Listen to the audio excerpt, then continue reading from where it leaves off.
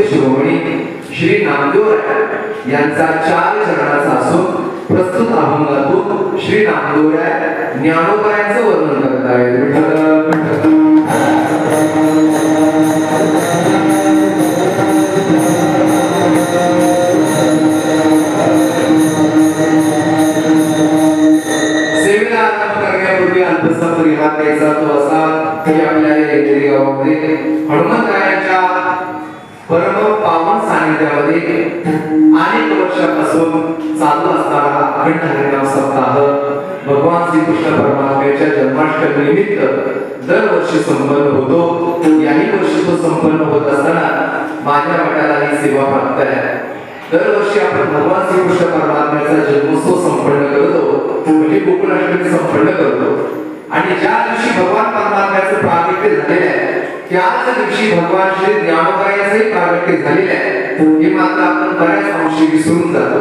भगवान परमात्मा गोकुळाष्टमीला जन्माला आहे तर ज्ञानोबाईंचा सुद्धा गोकुळाष्टमीच्या दिवशी जन्म झालेला आहे. भगवान परमात्म्याचा अवतार असेल ज्ञानोबाईंचा सुद्धा अवतार आहे आणि भगवान परमात्माच्या कारणास्तव अवताराला येतात. त्याच कारणास्तव ज्ञानोबाईंसारखे सारखे संत महात्मे अवताराला येतात आणि भगवान परमात्मा जर विष्णूचा अवतार असेल तर ज्ञानोबाई सुद्धा विष्णूचे अवतार आहे.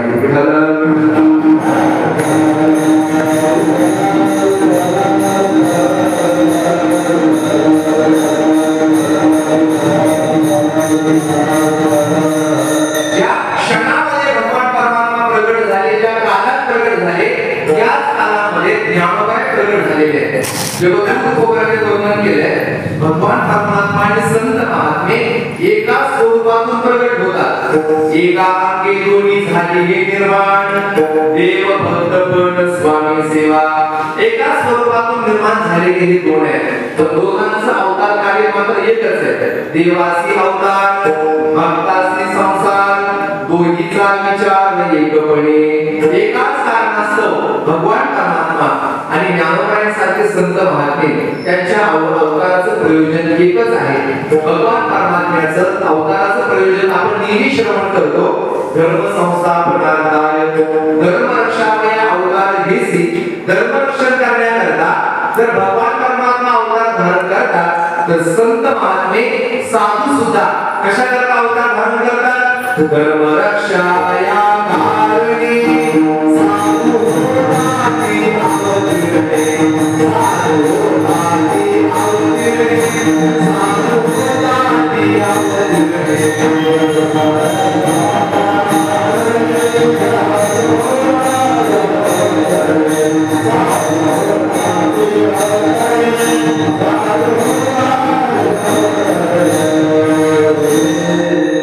एकनाथ महाराजांचा गोड आमूलाय. नाथ महाराज सांगतात, धर्मरक्षाया कारणे साधू होताते अवतीर्णे. तुकोबांनी सुद्धा सांगतात ना, धर्मरक्षासाठी करणे आधी आम्हासे. संत महात्मे सुद्धा धर्मरक्षणा करता येतात. म्हणून दोघांच्या अवतारामध्ये आपल्याला अनेक प्रकारचं साम्य दिसतं. विशेष सामान्य साम्य सांगायचं ठरवलं, धर्माची संस्थापना परमात्मा करतो आणि दुष्कृती लोकांचा विनाश करतो. भगवान परमात्मा दुष्कृती लोकांचा विनाश करतो, पण संत महात्मे मात्र दुष्कृती लोकांचा विनाश करत नाही, तर दुष्कृती लोक जे दुष्कर्म करतात त्या दुष्कर्मापासून दुष्कृती लोकांना परावृत्त करतात आणि त्यांना सन्मार्गाला लावण्याचं काम महात्मा करते. विठ्ठल विठ्ठल.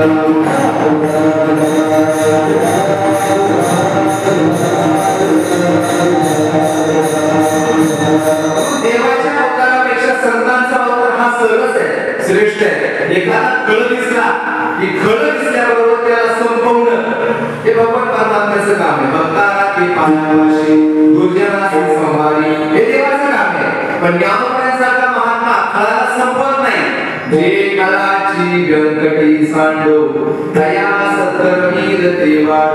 मात्र खळ वाईट नाही, कोणताही मनुष्य वाईट नाही. त्याच्या अंतःकरणामध्ये निर्माण झालेला जो वाईट विचार आहे, जो दुष्कर्माचा विचार आहे, तो व्यक्तीला वाईट बनवत असतो. त्याच्या जीवनातला वाईट विचार संपला की मनुष्य हा सद्धर्मपरायण होऊ शकतो, त्याचा उद्धार होऊ शकतो.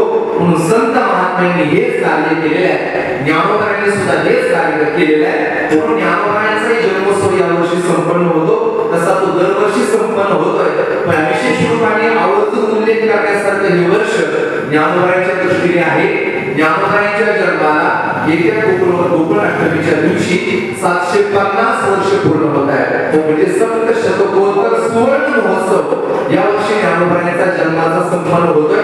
ज्ञानेश्वर महाराज संस्थान कमिटी आणि अनेक ठिकाणी हे उत्सव वर्षभर संपन्न होत आहे. आणि विशेष रूपाने संस्थान कमिटीने यावर्षी असं आव्हान केलेलं आहे की ज्या ज्या ठिकाणी गोकुळाष्टमीचे उत्सव होत आहे त्या त्या उत्सवामध्ये यावर्षी ज्ञानोबाईंचा उत्सव सुद्धा विशेष रूपाने संपन्न करावा आणि ज्ञानोबाईंच्या वंदनाचे अभंग घेऊन ज्ञानोबाईंचं महात्म्य लोकांपर्यंत पोहोचवावं. विठ्ठल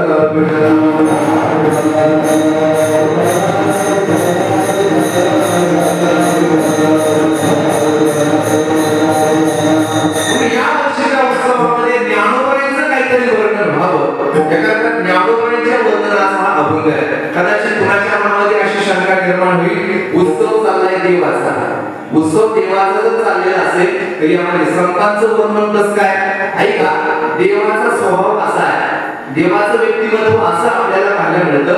देवाचं वर्णन करण्यापेक्षा देवाच्या भक्ताचं केलेलं वर्णन देवाला अधिक प्रिय होणार आहे. विठ्ठल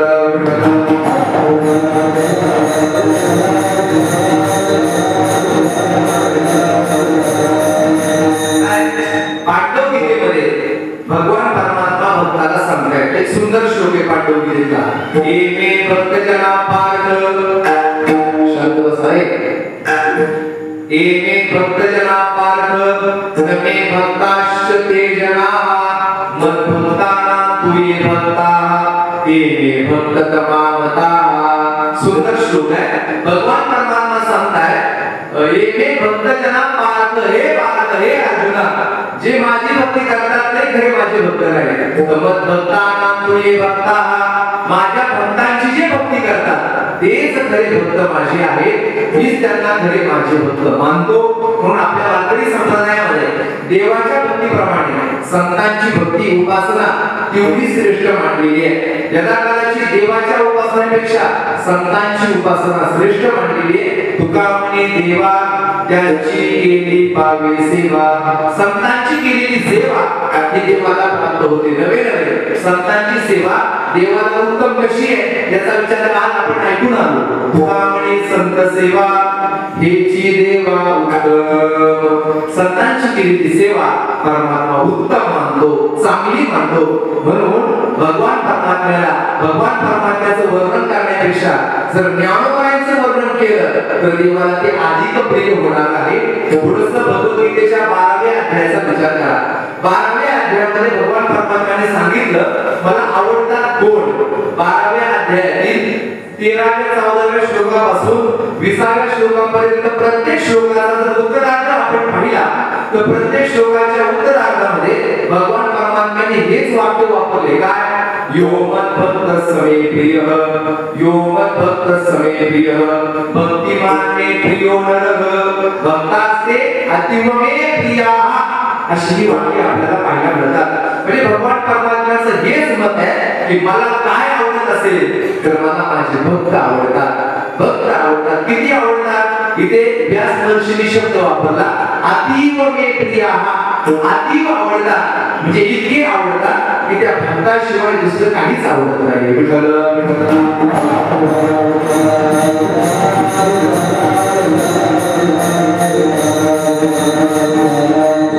सुद्धा म्हटलंय भक्ताविन देवा आवडते काही, त्रिभुवनी नाही आनंदे नावडे वैकुंठ शेषाचे शयन. बाकीच्या सगळ्या गोष्टी आवडत नाही तर देवाला आपले भक्त प्रिय आहे. आणि त्या भक्तांची भक्ती करणारे जे भक्त आहेत ते सुद्धा देवाला तेवढेच प्रिय आहे. म्हणून भक्ताचं वर्णन करणारा हा देवाला प्रिय होणार आहे.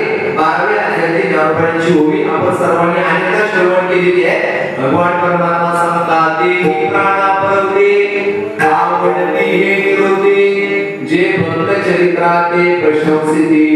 ज्ञानोबाई सांगतात ते सुद्धा प्राणापेक्षा आम्हाला प्रिय आहेत, आवडते आहेत. कोण?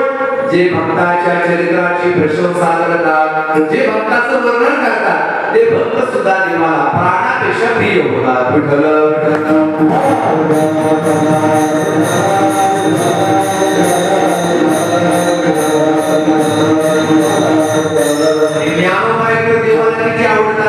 किती आवडतात सांगू.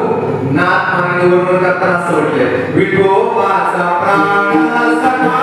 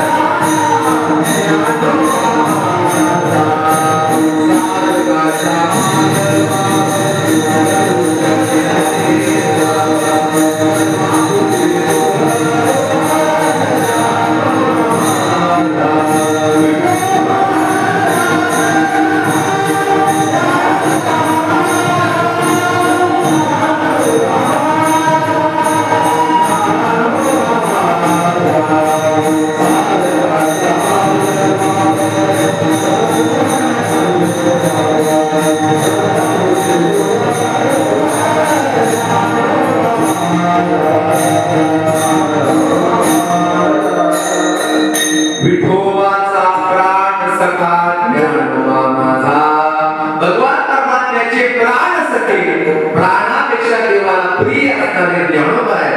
तर ज्ञानोबाचं स्तवन झालं की भगवान परमात्मा संतुष्ट होणार आहे. म्हणून नामदेव राय या अभंगातून ज्ञानोबाचं वर्णन करताय.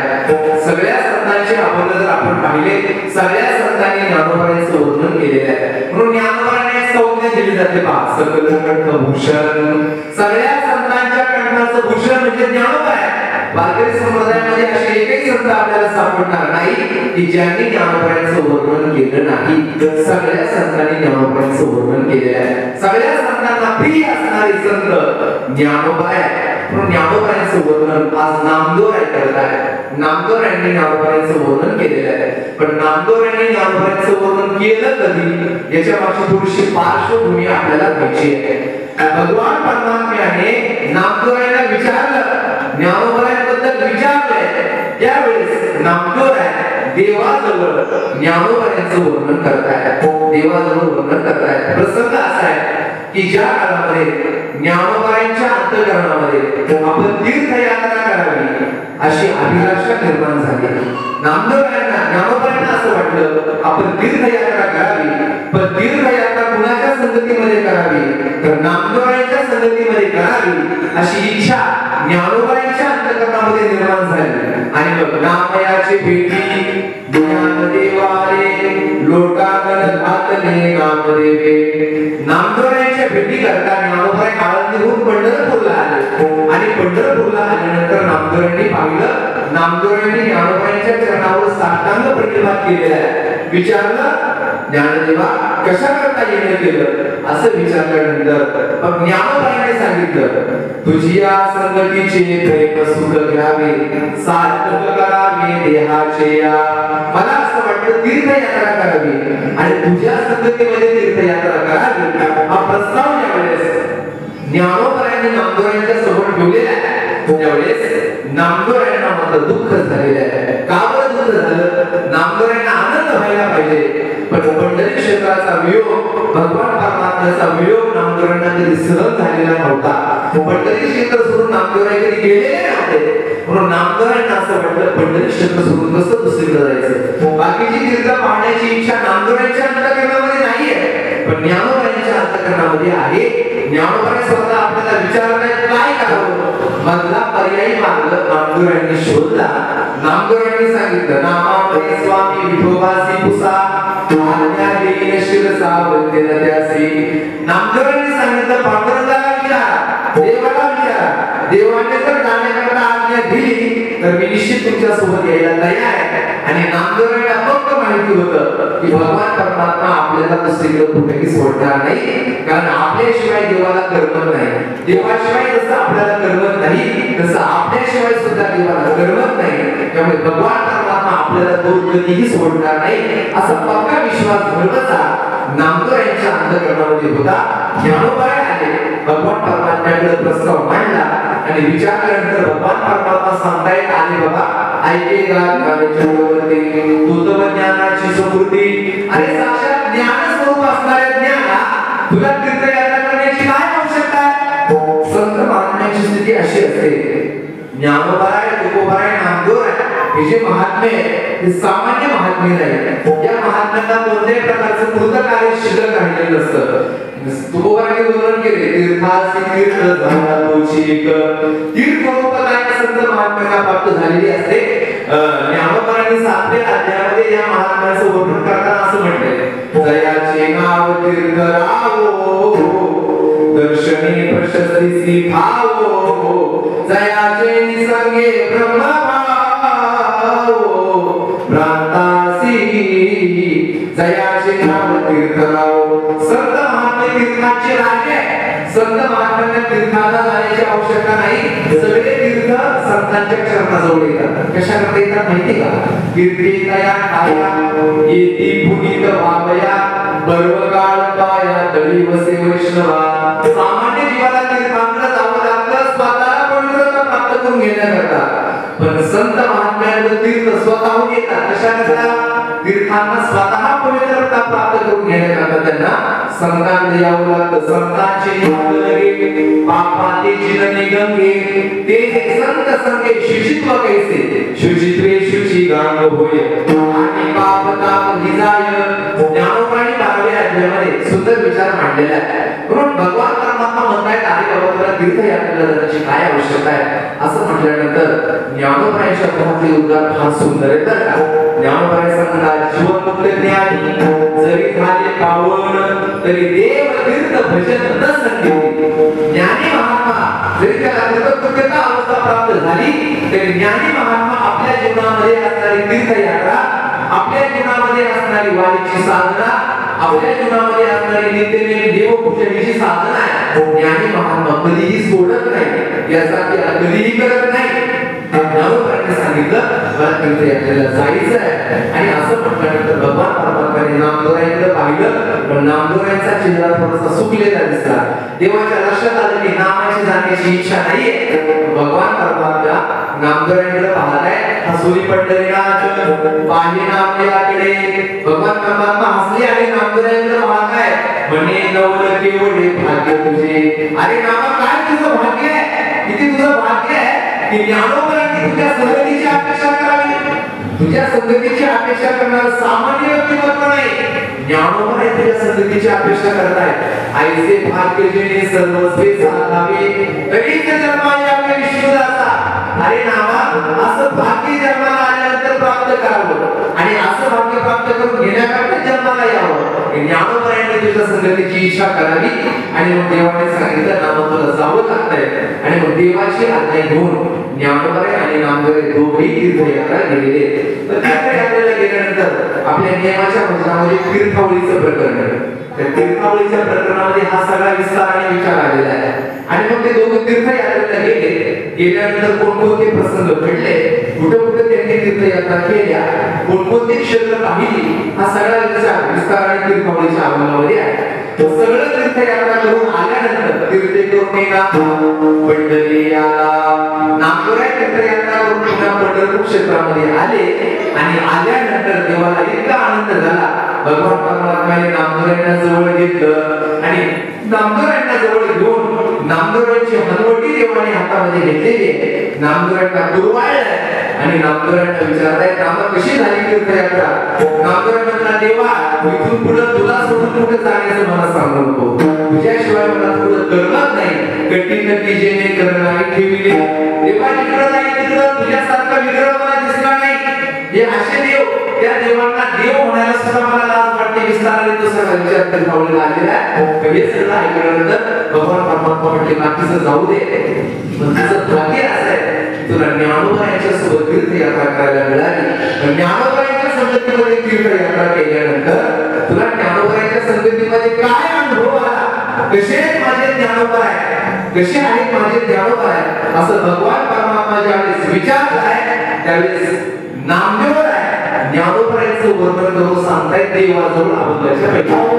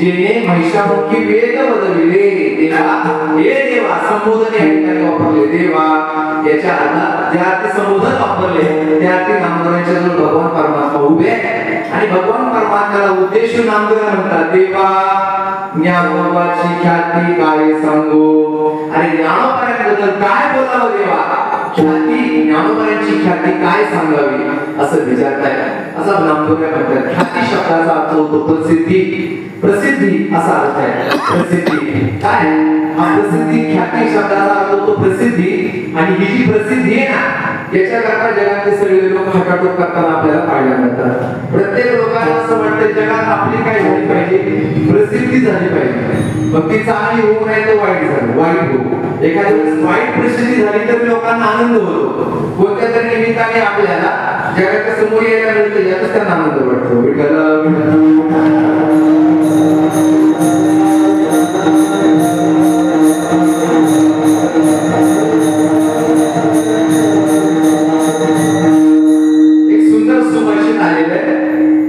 प्रसिद्धी करता कसा प्रयत्न करतात घटम विद्या पटम शिद्या करिती रासव आरोहणम येन केन प्रकारेण प्रसिद्धी भवते पुरुष कोणत्या तरी प्रकाराने आपली प्रसिद्धी व्हावी याकरता जगहाटीच्या थोडस वेगळं वागण्याचा लोक प्रयत्न करतात मग काय करतात विचित्र काहीतरी क्रिया करतात ज्याच्याद्वारे जगात आपली प्रसिद्धी होईल लोक आपल्या नावाने चर्चा करतील अशी लोकांची पद्धती ही स्वाभाविक आहे प्रत्येकाला वाटतं आपली प्रसिद्धी व्हावी पण सामान्य जीवाची प्रसिद्धी होत नाही कीर्ती होत नाही प्रसिद्धी कीर्ती एका असू शकते कीर्ती व्हावी प्रसिद्धी व्हावी याकरता लोक किती प्रयत्न करतात दुसऱ्या अध्यायामध्ये ज्ञानोबाने गोड विचार मांडले ज्ञानोबाने सांगतात लोक सायासे करुणी बहुते विशिती आपली जीविते पण वाढविती कीर्ती ते धनुर्धरा आपली कीर्ती वाढवण्याकरता लोक प्रयत्न करतात प्रत्येकाला कीर्ती व्हावी प्रसिद्धी व्हावी अशी प्रत्येकाची इच्छा आहे पण सामान्य जीवाची प्रसिद्धी होत नाही सामान्य जीवाची कीर्ती होत नाही संत महात्म्यांची कीर्ती आणि भगवान परमात्म्याची कीर्ती मात्र या जगतामध्ये होते विठ्ठल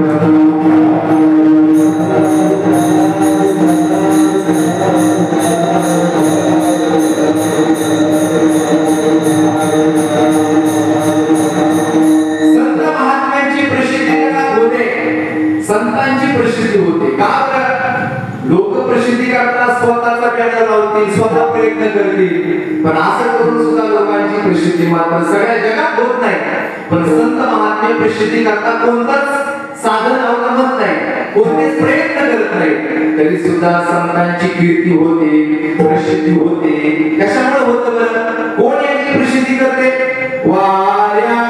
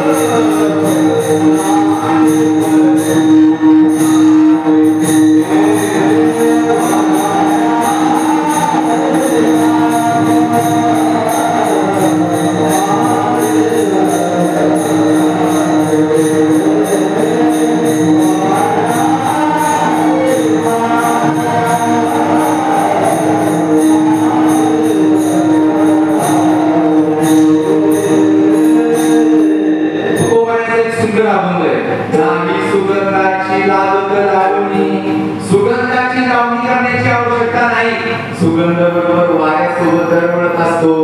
तसं संत महात्म्यांची कीर्ती, ती कीर्ती जगात पसरवण्याचं काम कोण करतो?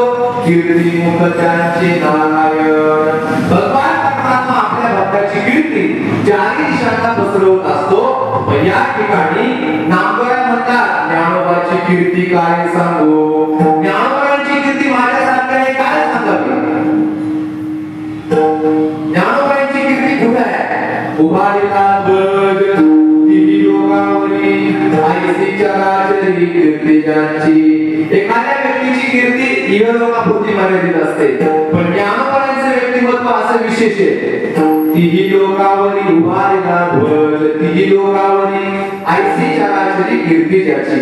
स्वर्ग लोकामध्ये, मृत्यू लोकामध्ये, पाताळ लोकामध्ये, तिन्ही लोकांमध्ये ज्ञानोबाची ख्याती आहे. विठ्ठला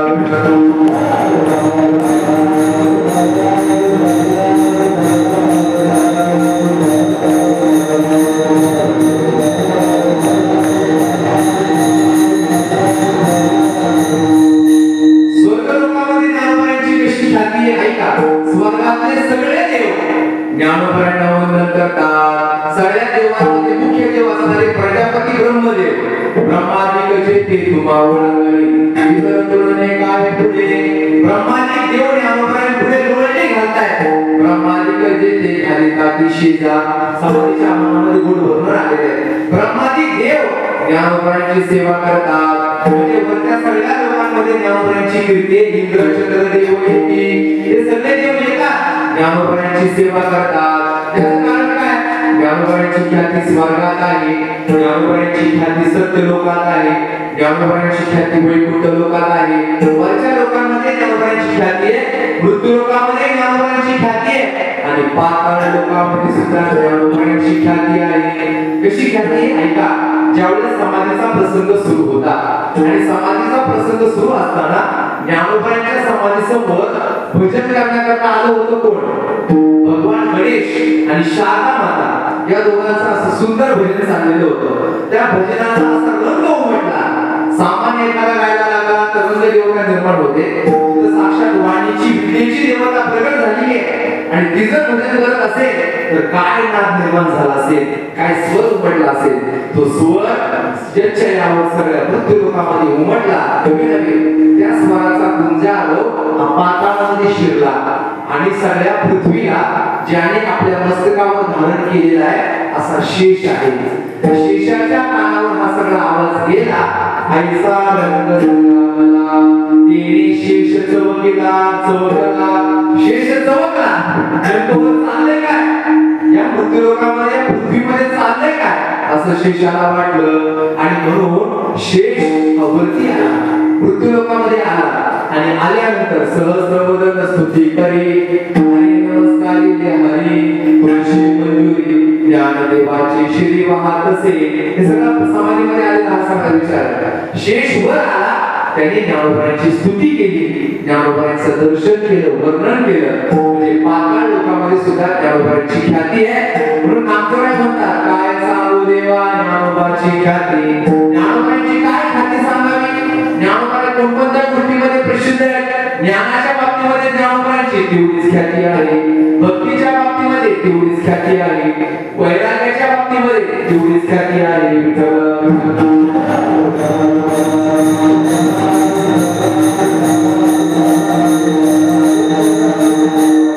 समाधीबद्ध प्रमाण सांगतो. भक्त ज्ञानी आणि वैरागी ज्ञानदेवा ऐसाच होयुगी न देखो नायको कानी नंदी वाटे बहुत. भगवान परमात्मा स्वतः म्हणतात, ज्ञानोबांसारखा भक्त ज्ञानाने संपन्न आहे, भक्तीने संपन्न आहे आणि वैराग्याने संपन्न आहे. असा ज्ञानोबांसारखा भक्त आजपर्यंत मी पाहिला नाही, कानाने ऐकलं नाही. आजपर्यंत 4 युग होऊन गेली, पण 4 युगामध्ये ज्ञानोबांचा भक्त मला दिसला नाही, ज्ञानोबांसारखा भक्त नाही. स्वतः भगवंताने म्हणा भक्त अनेक आहेत, पण काही काही भक्तांच्या जीवनामध्ये फक्त वैराग्य आहे, काहींना फक्त शांती आहे, काहींकडे फक्त भक्ती आहे, पण भक्ती ज्ञान वैराग्य यांचा एकत्रित समुच्चय ज्यांच्या ठिकाणी आहे त्यांना म्हणतात ज्ञानोपाय. ज्ञानोपायांची ख्याती भक्तीच्या बाबतीत आहे, ज्ञानोपायांची ख्याती वैराग्याच्या बाबतीत आहे आणि ज्ञानोपायांची ख्याती ज्ञानाच्या बाबतीमध्ये. ज्ञानासंबंधी विचार करायचा ठरला, ज्ञानोपाय साक्षात ज्ञान स्वरूप आहे. आता प्रमाणावशी मी बोलतो, ऐकेका ज्ञान चक्रवर्ती उद्धव ज्ञानाची प्रवृत्ती, ज्ञानोपाय साक्षात ज्ञान स्वरूप आहे.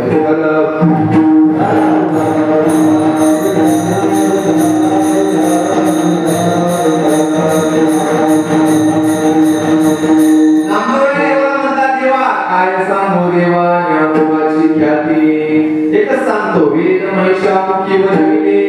आता मला सांगा, नामदेवरायांना परमात्मा पुन्हा पुन्हा विचारायला नामा सांग ज्ञानोबाची ख्याती मला सांग.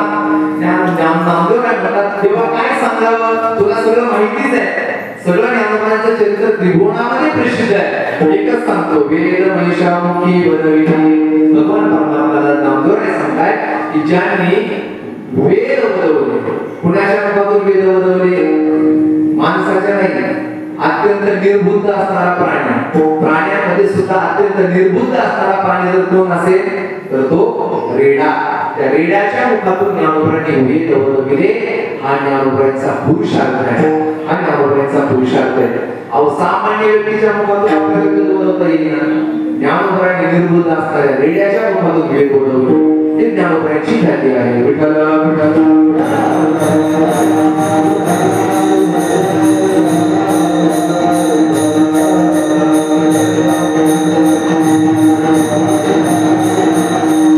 ज्ञानोबांच्या चरित्रावर शंका घेणाऱ्या काही लोकांनी शंका घेतली, ते म्हणजे आपण निर्बुद्ध असणाऱ्या रेड्याच्या मुखातून वेद वदणं कसं शक्य आहे.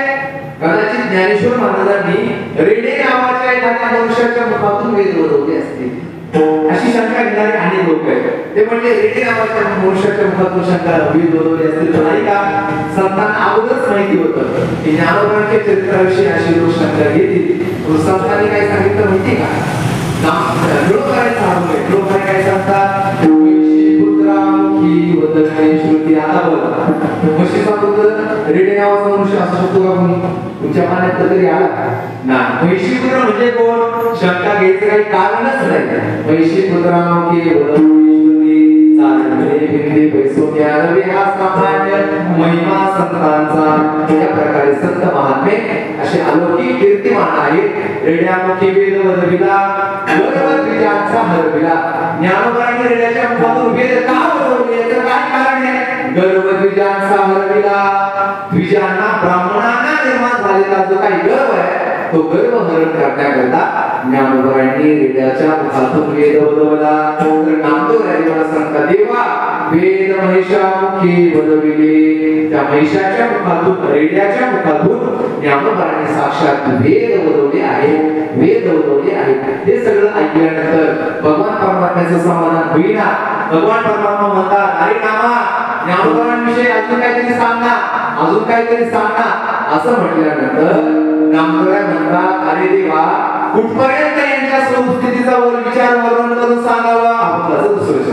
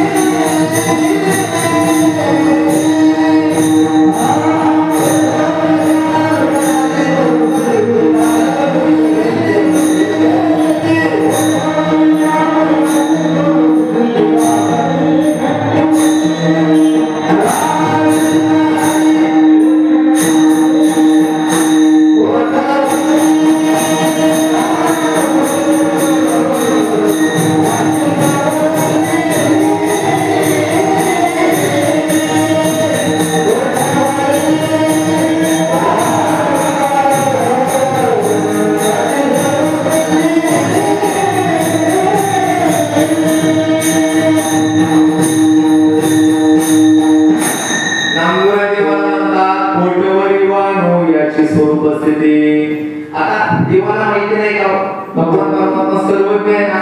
परमात्म्याला सगळ्या गोष्टी करतात, सगळ्या गोष्टी करतात. परमात्मा सर्वज्ञ आहे. तरी सुद्धा नामदेवाच्या मुखातून का बोल परमात्मा मधून येत आहे, त्याचं कारण काय असावं? त्याचं कारण हेच आहे, ज्या व्यक्तीबद्दल आपल्या अंतःकरणामध्ये प्रेम आहे, त्या व्यक्ती संबंधी पुन्हा पुन्हा काहीतरी ऐकत राहावं अशी इच्छा निर्माण होते.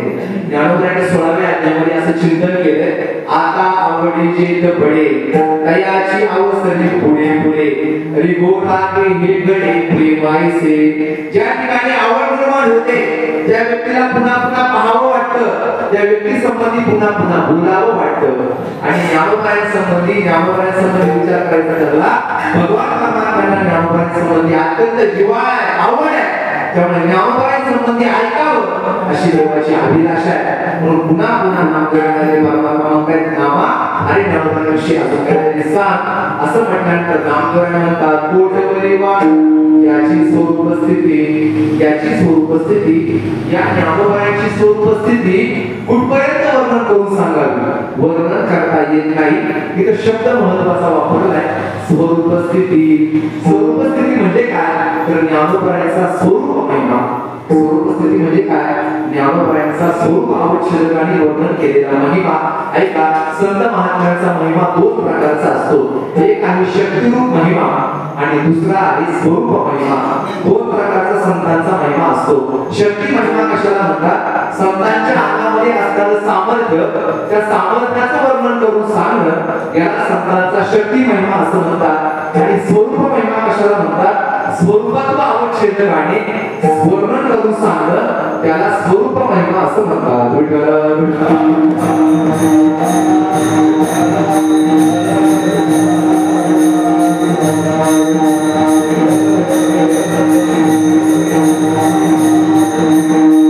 संतांच्या शक्ती महिम्याबद्दल आपल्याला काहीतरी सांगता येईल, पण संतांच्या स्वरूप महिमाबद्दल आपल्याला काहीच बोलता येत नाही. संतांचा जो स्वरूप महिमा आहे, संतांची जी स्वरूप स्थिती आहे, त्याच्या समोर वाणीने त्याचं वर्णन आपल्याला करता येत नाही. काबर वाणीने वर्णन करता येत नाही, त्या संबंधी का बोलता येत नाही? तर संतांचा महिमा हा अनिर्वचनीय आहे. अनिर्वचनीय म्हणजे काय? वेदांत शास्त्रामध्ये येणारा हा शब्द आहे अनिर्वचनीय. अनिर्वचनीय म्हणजे काय? ज्याचं निर्वचन करता येत नाही, ज्याचं निर्वचन करता येत नाही त्याला अनिर्वचनीय असं म्हणतात. आणि वेदांत शास्त्रानुसार चार गोष्टी अनिर्वचनीय आहेत. चार गोष्टी कोणत्या? पहिलं ब्रह्म हे अनिर्वचनीय आहे, ब्रह्मतत्व अनिर्वचनीय आहे, माया अनिर्वचनीय आहे, त्रिपुटी अनिर्वचनीय आहे आणि संत महात्मे अनिर्वचनीय आहे. या चार गोष्टी अनिर्वचनीय आहेत, यांच्या संबंधी वाणीने आपल्याला काहीच बोलता येत नाही. ब्रह्म अनिर्वचनीय आहे, माया अनिर्वचनीय आहे. आता माया का अनिर्वचनीय आहे? माया म्हणजे काय? माया सुद्धा अनादी मानलेली आहे. माया सुद्धा अनिर्वचनीय आहे. ज्ञाता ज्ञाननीय ही त्रिपुटी आहे, ही सुद्धा अनिर्वचनीय सांगितलेली आहे. आणि ब्रह्म अनिर्वचनीय आणि संत अनिर्वचनीय आहे. आणि तो मधल्या दोघांचा विचार थोडा बाजूला ठेवा, आपल्याला संतांचा विचार करायचा आहे. संतांची स्वरूप स्थिती मुखाने का सांगता येत नाही त्या संबंधी थोडा विचार करून आपल्याला पुढे जायचं आहे. नामदेवाच्या अर्थी म्हणतायत याची स्वरूप स्थिती काय वर्णन? याची स्वरूप स्थिती वर्णन करता येत नाही, संतांची स्वरूप स्थिती वर्णन करता येत नाही. का वर्णन करता येत नाही? वाणीमध्ये ती सापडत नाही, वाणीने त्या संबंधी बोलता येत नाही. का? संत हे ब्रह्मोपदेला प्राप्त झालेले असतात. संत हे ब्रह्मोपदेला प्राप्त झालेले असतात. संत आणि देव याच्यामध्ये कोणत्याही प्रकारचा भेद नाही. देव ते संत, परमात्मा आणि संत हे एकच आहे, याच्यामध्ये कोणत्याही प्रकारचा भेद नाही. म्हणजे ब्रह्मोपदेला संत प्राप्त झालेले आहेत आणि ब्रह्मा संबंधी आपल्याला काहीच बोलता येत नाही. यतो वाचो निवर्तन्ते अप्राप्यमनसासह. हे ब्रह्मतत्व असं आहे, या ब्रह्मतत्वाच्या ठिकाणी वाणीचा प्रवेश होत नाही, या ब्रह्मतत्वाच्या ठिकाणी मनाचा प्रवेश होत नाही, या ब्रह्मतत्वाच्या ठिकाणी इंद्रियांचा प्रवेश होत नाही. ज्ञानोबाची मूवी आहे, ज्ञानोबा म्हणतात ते तत्व असं आहे, जे मनाची न लगे, जे बुद्धीची दृष्टी न लगे, ते इंद्रिया की रजोगे काल होईल. ज्ञानोबा म्हणतात मन अत्यंत चंचल आहे, अनेक पदार्थांचे चिंतन करतं, पदार्थापर्यंत जाऊन पोहोचतं, पण ब्रह्मतत्व असं आहे की मन मात्र त्या ठिकाणी प्रवेश करू शकत नाही, बुद्धी त्या संबंधी काही चिंतन करू शकत नाही, असं ते तत्व आहे. त्या स्थूल इंद्रियांना त्याची काही रीती कळत नाही, असं ते तत्व आहे. वाणी त्याच्यापर्यंत प्रवेश करू शकत नाही. हा उपतत्वला म्हणजे ती उरलेली वाचा ज्याचा नामपत्ता न लागल्यामुळं वाचा आणि मन माग फिरते, माघारी येते. खूप सोप्या ज्ञानोबाच्या आत्मामध्ये सांगू का? परेही परते बोलणे फुटले वैखरी कैसे निसागे, वैखरी कैसे निसागे. ज्ञानोबाने म्हणतात ते तत्व असते. परेही परते ऐका, प्रत्येकाला 4 वाण्यांचा विचार सांगितलेला आहे. 4 वाण्या प्रत्येकाच्या अंतःकरणामध्ये असतात. 4 वाण्या परा, पश्यती, मध्यमा आणि वैखरी. परा, पश्यती, मध्यमा आणि वैखरी. प्रत्येक वाणीच्या राहण्याचं स्थानिक शास्त्राने आपल्याला सांगितलंय.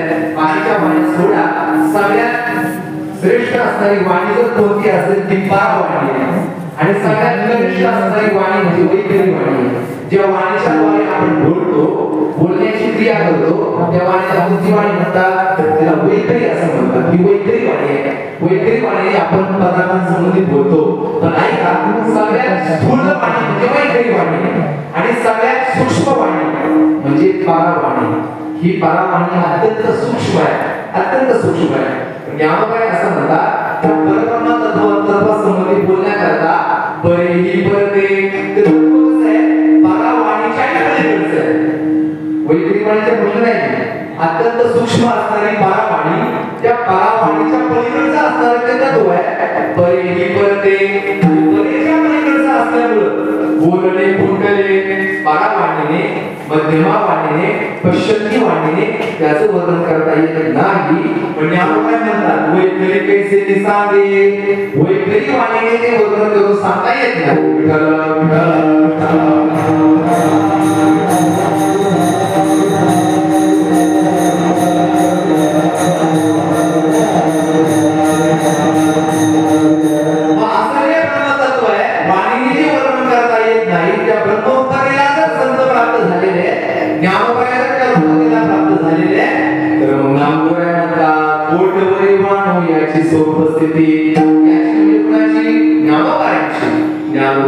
उपस्थिती कोठवरी मानू कुठपर्यंत वर्णन सांगणार आहे? वर्णन करता येत नाही. संतांना महिमा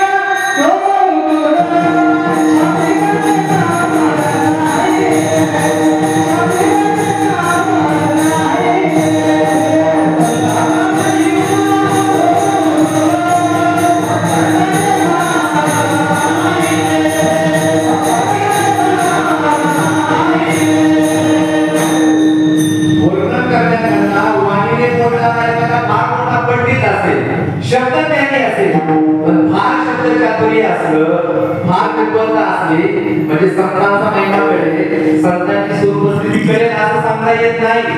शाब्दिकाला सुद्धा कळत नाही. संतांचा महिमा तो बहुत दुर्लभ, शाब्दिकाचे काम नाही येते. शाब्दिक बाजूला ठेवा, शब्द ज्ञानी आहे त्यालाही संतांचा महिमा कळत नाही, योग्याला कळत नाही, परोक्ष ज्ञानालाही कळत नाही. आता विस्ताराचा हा सगळा विचार आहे. संक्षिप्तपणे विचार करून आपण पुढे जाऊ. नामदेव सांगतात, आता या ज्ञानोबाईंच्या उपस्थितीचा विचार मी कसा वर्णन करून सांगणार आहे? तेव्हा वर्णन करून सांगता येत नाही. हा तुला वर्णन करून सांगायचं ठरलं तर चरित्रात्मक मी विचार तुला सांगेल. ज्ञानोबाईंच्या अंगामध्ये असणारं सामर्थ्य म्हणजे ज्ञानोबाईंचा शक्ती महिमा तुला सांगतोय. म्हणून आपण जर विचार केला, पहिल्या 2 चरणाच्या उत्तरार्धामध्ये ज्ञानोबाईंच्या शक्तीचा महिमा, सामर्थ्याचा विचार नामदेवांनी सांगितलेला पाहायला मिळतो. पहिल्या चरणाच्या उत्तरार्धामध्ये काय सांगितलं? वेद महिषामुखी वदती. आणि दुसऱ्या चरणाच्या उत्तरार्धामध्ये काय सांगितलं? चालविली भिंती वृत्ती घ्यायची. म्हणजे काय?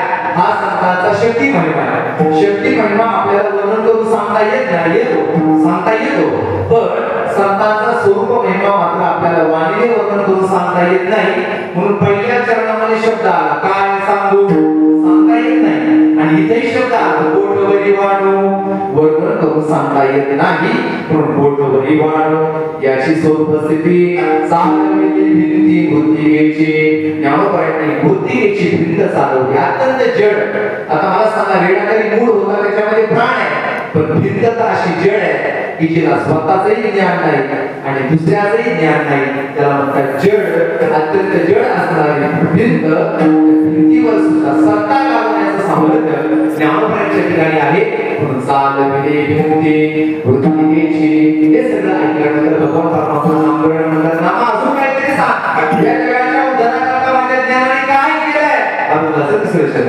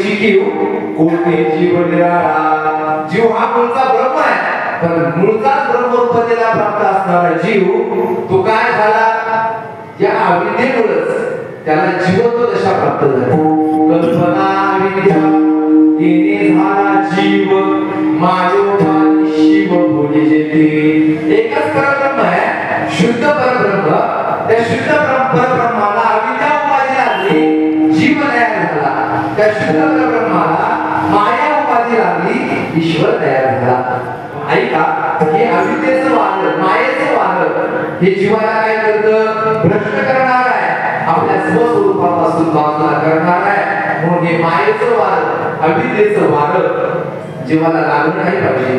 तुकोबाराने म्हटले पहा, ही माया काय करते? जीवाला नाचवते, जीवाला त्रास देते, दुःख देते. या जगामध्ये जीवाला दुःख देणारी जर काय असेल तर ही माया. तुकोबाराने ठिकठिकाणी प्रार्थना केली. तुका म्हणे माया आवरा हे पंढरीराया, देवा ही तुमची माया आवरा. सांभाळी सांभाळी आपली माया, आम्हासी का भया भिल गेले.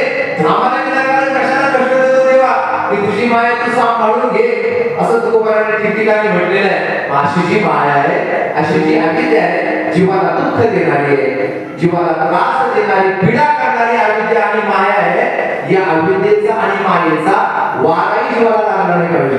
म्हणून ऐका, ज्ञानोबांनी काय केलं, तर ज्ञानोबांनी अशी काव्य निर्मिती केली, अशी काव्य निर्मिती केली, जगत उद्धाराकरता असं बोलवलं, असे ज्ञानोबाई बोलले. काय केलं, ज्ञानोबांनी आपली ग्रंथ संपदा निर्माण केली, ज्ञानोबांनी अभंग गाथा लिहिली, ज्ञानोबांनी अमृतानुभव लिहिला, ज्ञानोबांनी सांख्योपासष्टी लिहिली, ज्ञानोबांनी हरिपाठ लिहिला आणि ज्ञानोबांनी ज्ञानेश्वरी सारख्या ग्रंथांची रचना केली. या सगळ्या ग्रंथांचा जर आपण विचार केला, सगळ्या ग्रंथांचा विचार केला आणि सगळे ग्रंथ असे त्या ग्रंथांची संगती आपण आपल्या जीवनामध्ये स्वीकारली, ज्ञानेश्वरीचं जीवन, ज्ञानेश्वरी हेच आपलं जीवन आपण बनवलं, ज्ञानेश्वरीचं पारायण आपण नित्य करायला लागलो, तर काय होणार आहे, अविद्या मायेचा लागून त्याचा वारा आपल्याला लागणार. हे सामर्थ्य या ग्रंथामध्ये आणि जगदोद्धार लागी ऐसे जगदोद्धार बोलवे, नामदेव म्हणतात जगदोद्धार करता असं ज्ञानोबांनी बोलवून घेतलेलं आहे, असं वळण आणून घेतलेलं आहे. म्हणून ज्ञानेश्वरीचं चिंतन करा. विशेष ज्ञानेश्वरी ग्रंथ, अलौकिक ग्रंथ ज्ञानोबांनी निर्माण केला. आज ज्ञानोबांचं दर्शन आपल्याला करायचं असेल तर ज्ञानोबाई साक्षात आपल्या समोर नाही. ज्ञानोबांची वाणी कशी असेल, ज्ञानोबाई कशी बोलत असतील, ज्ञानोबांचा स्वभाव कसा असेल, हे सगळं जर आपल्याला पाहायचं असेल तर आपल्याला ज्ञानेश्वरीचं चिंतन केलं पाहिजे. ज्ञानेश्वरीतील प्रत्येक ओवी ज्ञानोबाई आपल्याशी बोलतायत, प्रत्येक ओवीतून ज्ञानोबाई आपल्याशी बोलतायत. म्हणून ज्ञानेश्वरी म्हणजे साक्षात ज्ञानोबाई आहे. आणि या ज्ञानेश्वरीचं चिंतन जर आपण केलं, भाव धरून या वाची ज्ञानेश्वरी कृपा करी अंतःकरणामध्ये कोणत्याच प्रकारचा संशय धारण करायचा नाही. मला कळत नाही, कशी वाचायची, काय कसला संशय धारण करायचा नाही. शेवटचं चरण महत्वाचं आहे, एका जनांनी संशय सांडून दृढ धरी मनी ज्ञानेश्वरी. दृढ ज्ञानेश्वरीला अंतःकरणामध्ये धारण करावं. ज्ञानेश्वरी धारण केल्यानंतर काय होणार आहे, ऐका, तिची ज्ञानेश्वरी माझे बदला साचे भय कलिकाळाचे नाही दया. कलिकाळाची भीती सुद्धा जीवाला लागणार नाही. तर जगाच्या उद्धाराकरता ज्ञानोबांनी केलेली ही क्रांती आहे. की ज्ञानेश्वरी सारखा हरिपाठ आदी सगळे दिव्य ग्रंथ आपल्या करता निर्माण करून ठेवले. ऐसे जगदोद्धारा बोलविले. या ग्रंथांचा जर आपण आश्रय केला, निश्चित अविद्येचा आणि मायेचा वारा आपल्याला लागणार नाही. विठ्ठला विठ्ठला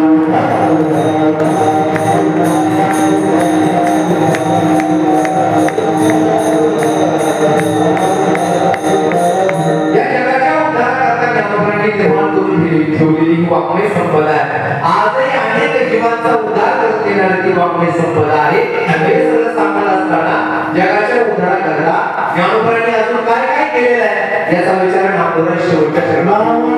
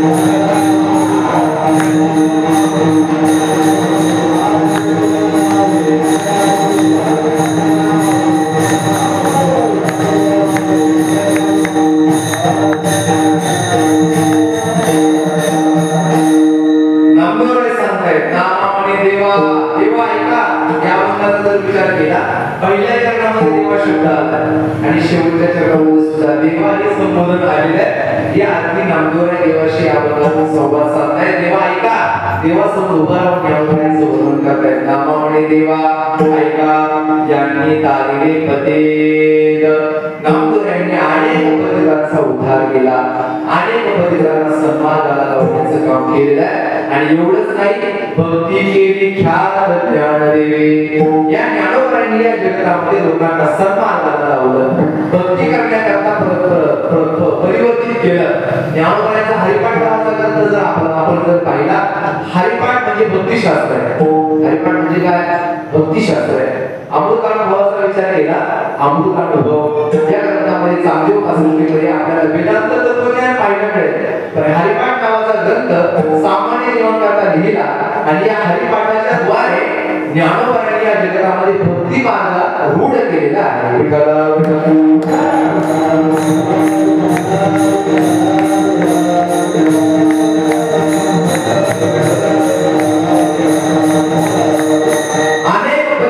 पावन करण्याचे काम ज्ञानोबारायांनी केलेले आहे. आधी स्वतःमध्ये गेलेल्या फिकरांना सुद्धा पुन्हा खाली आणून जेवण्याचं सामर्थ्य ज्यांच्या अंगामध्ये अनेक चमत्कार ज्ञानोबारायांच्या चरित्रामध्ये आपल्याला पाहायला मिळतात. विस्तार करायला वेळ नाही, पण अनेक पतितांना पावन करण्याचे काम ज्ञानोबारायांनी केलेले आहे. नामामध्ये तारिले पतित, भक्ती केली ख्यात ज्ञान देवे.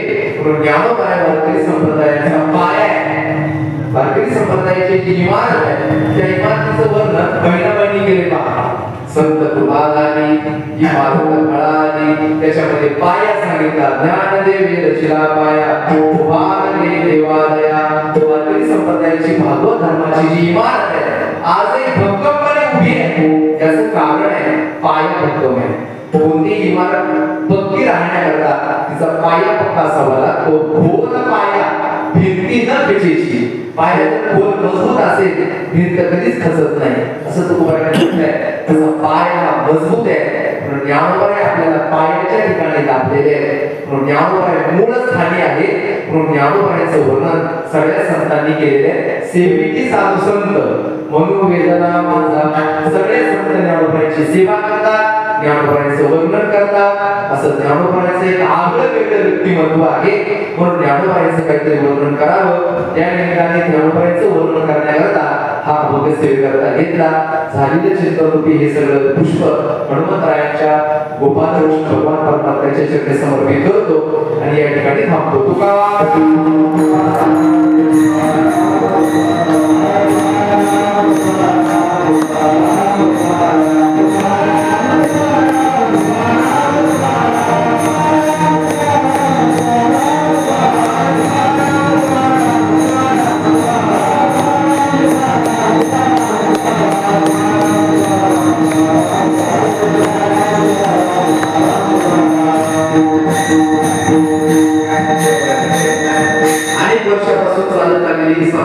परंपरा अनेक मंडळी आतापर्यंत जोपासली.